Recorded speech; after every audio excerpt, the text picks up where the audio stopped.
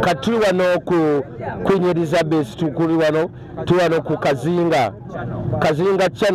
chano yo bulijjo mpulire naye Kazinga chano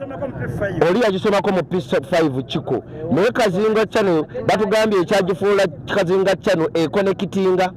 mbojje connectinga nejja ne connectinga era muno mutuli mukati tuli mukulaba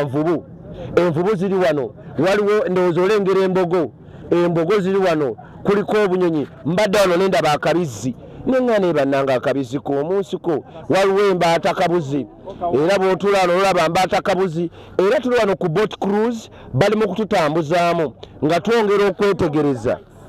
obulungi obuli mu ggwanga obulungi obuli mu western kati ekyo ekiri mu wansi yeyo envubu gye bayita hippopotama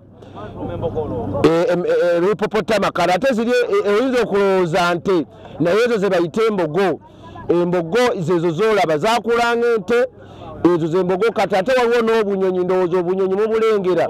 obunyirira okukamala era bw'obeera eri ogamba Katonda wange laba mbaata kabuzi naye batuganya okujja ne butida teri kukuba mbaata jjinja lyonna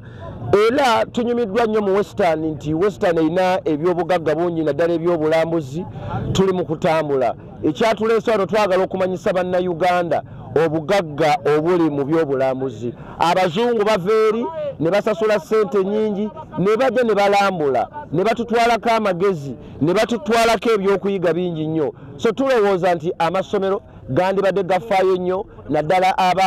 abaana bakola geography kubanga geography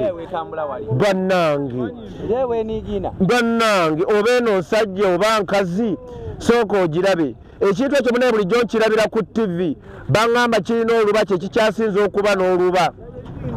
kirina ennyindo yonna ekiringa eya kiko